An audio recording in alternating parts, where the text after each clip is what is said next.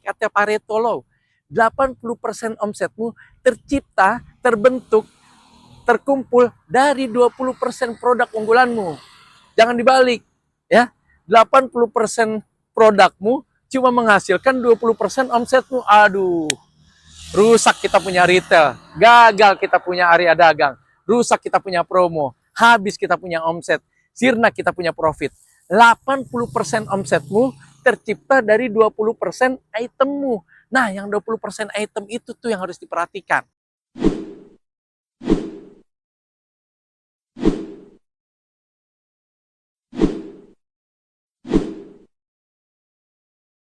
Assalamualaikum warahmatullahi wabarakatuh. Bismillah. Sore ini kita angkat Pareto Law. Tema dahsyat ya. Dari Vilfredo Pareto ya. Seorang doktor ekonomi ya. Dari Italia. Nama lengkapnya Vilfredo Pareto. Kenapa dibilang Pareto Law? Nama belakangnya dijadi dan disematkan serta dimuliakan terhadap sebuah hukum, di mana hukumnya membuat retailer menjadikan itu sebagai tools pamungkas atau alat ukur barometer, tolok ukur pamungkas, di mana kita bisa memastikan apa sih yang dimaksud dengan Pareto Law, apa sih yang dimaksud dengan hukum Pareto, siapa sih yang menyebabkan Pareto Law terjadi, kenapa sih Pareto Law harus tetap terjadi, kenapa Pareto Law harus diperhatikan, kenapa kesungguhan kita terhadap Pareto Law menyebabkan kita untung di atas untung, atau kalau kita mengabaikan terjadi rugi di atas rugi, kalau seandainya separuh perhatikan, separuh tidak, sedikit, setengah sedikit, dan seterusnya. Oke, kita kupas ya, kupas tuntas. Dan kita bahas tuntas ya, atau batas. Oke, Pareto Law, prosentasenya adalah 80-20. Kalau kita sebagai manajemen, maka kesimpulannya bukan 80% waktumu di backroom, bukan 20% waktumu bersama customermu di floor, bersama vendormu di floor, bersama suppliermu di floor, bersama rekanan dan mitra kerjamu di floor. Bukan itu. Itu justru Pareto yang terbalik. Pareto yang sebenarnya adalah 80-20 buat kita manajemen yang punya back office, yang punya kantor tetap, maka 20% saja waktumu bersama backroommu. 20% saja administrasimu diselesaikan di kantormu.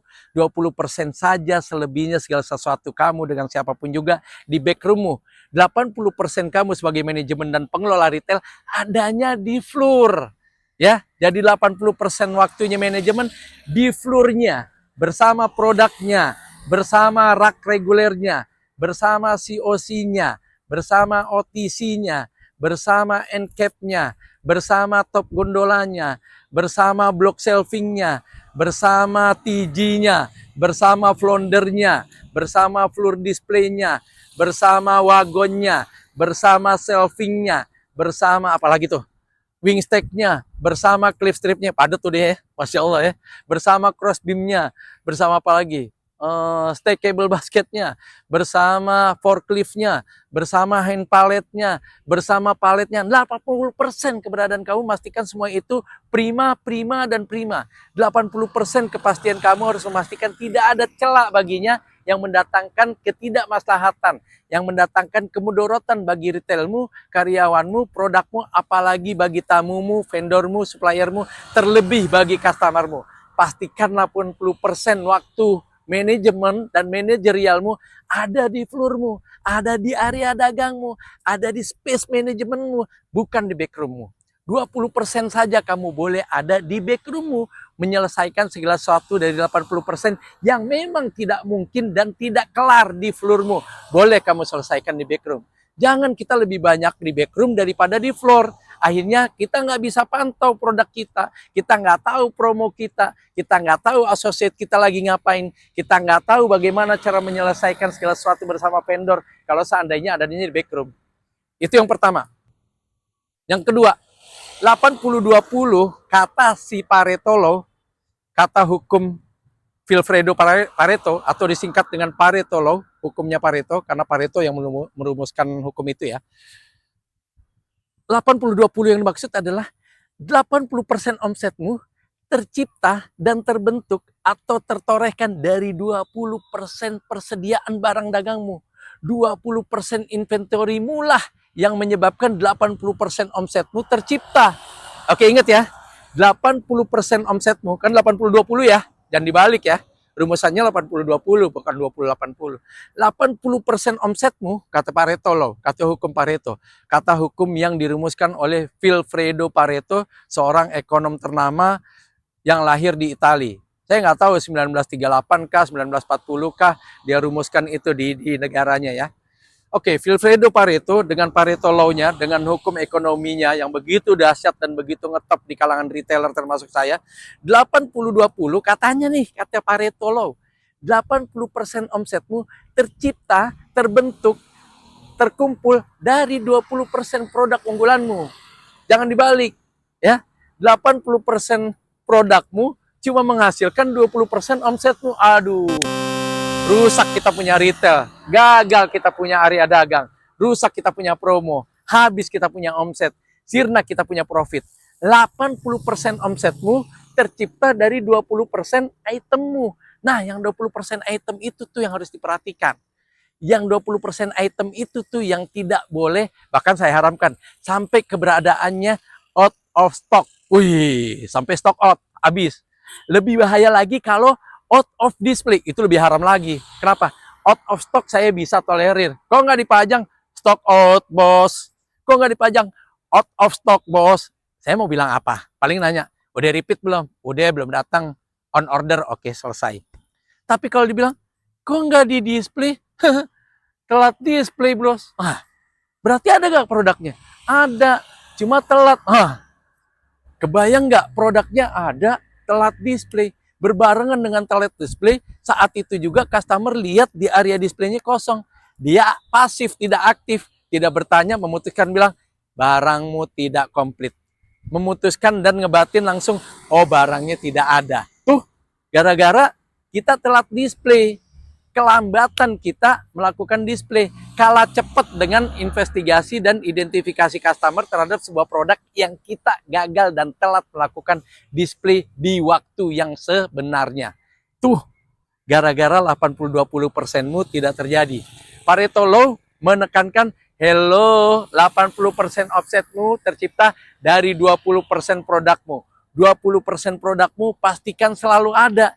Pastikan average sales-nya, average display-nya, apalagi spaceman-nya, metode display-nya, floor display-nya, OTC-nya, semua dalam keadaan prima, dalam jumlah yang cukup, melebihi dari average sales dan average display yang sebagaimana mestinya menjadi standar spaceman.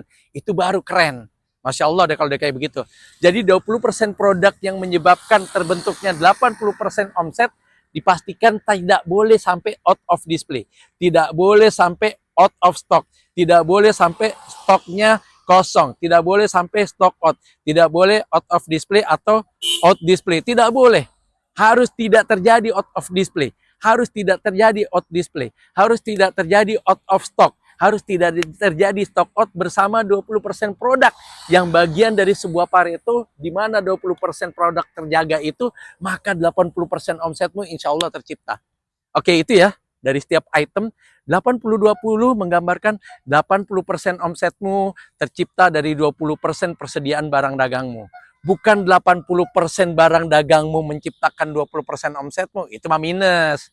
Bukan 80% inventorimu mendatangkan 20% profitmu, itu juga minus. Jangan dibalik, 20% atau 80% omsetmu, kan 80 ya? 80,2, 20. 80% omsetmu tercipta dari 20% produkmu. 80% omsetmu tercipta dari 20% persediaan barang dagangmu. Agar 80% omsetmu tercipta terjaga dengan baik, 20% item yang menjadi unggulan tidak boleh kosong, tidak boleh telat display, tidak boleh out of display, apalagi sampai terdisplay dalam keadaan harus di CN. BS, reject, yang intinya tidak bisa diangkat sama customer untuk dilakukan di transaksi bersama teller dan kasir. Bahaya kan? Bahaya, karena akhirnya shrinkage lagi. Karena akhirnya terjadi kehilangan kesempatan menjual lagi. Ribet ya, emang ribet. Retail tuh ribet, makanya kata retailer dunia, retail is detail, detail of power. Kalau Anda ingin powernya kelihatan, maka detail Anda. Pada saat Anda jadi retailer tapi tidak detail, maka Anda kehilangan power sebagai seorang retailer. Hati-hati. Makanya nggak semua orang berani jadi retailer. Lebih baik jadi pegawai negeri, aman gitu ya. Ngerjain laporan pulang, kan begitu ya. Kalau kita nggak begitu, kalau retail itu benar-benar mengedepankan sistem, hukum, teori, rukun, syarat, metode, dan sebagainya. Makanya tadi saya bilang ada penekanan retail is detail. Ada penekanan bukan apa yang kita jual, tapi bagaimana kita menjual. Oke, kembali ke Pareto Law. 80% offsetmu tercipta dari 20% produkmu. Itu menggambarkan di mana 20% produkmu yang bisa menyumbangkan omset terbesar 80%mu, pastikan tidak boleh kosong, pastikan tidak boleh rusak, pastikan tidak boleh kurang, pastikan tidak boleh telat display, pastikan tidak boleh sampai tidak terdisplay, dan pastikan dalam keadaan prima, jumlahnya cukup, harganya kompetitif, kondisinya juga baik, yang menyebabkan Pareto Law terjadi. Jangan dibalik. 80% itemmu menghasilkan 20% omsetmu. Iya, rusak kita punya cerita retail. Jadi yang benar adalah 80% omsetmu tercipta dari 20% item atau inventory atau barang dagang persediaanmu. Jadi kalau mau tetap terjaga 80% omset kita, pastikan 20%-nya tercipta. Pastikan 80% omset Anda tercipta, 20%-nya tidak boleh kurang. 80% omset Anda tercipta, 20%-nya tidak boleh minus. 80% omset Anda terbentuk, 20%-nya tidak boleh sampai telat display, apalagi stock out, dan begitu seterusnya. Kurang lebih gitu ya. Kalau diungkap panjang juga, saya udah ngos-ngosan ya. Karena saya semangat kalau tentang Pareto Law. Karena banyak di antara kita cuma bilang Pareto Law, Pareto Law. Begitu saya cek, banyak kan barang slow moving. Malah ada yang unmove. Fast moving dan very fast movingnya. Hello, Anda terbulak bro.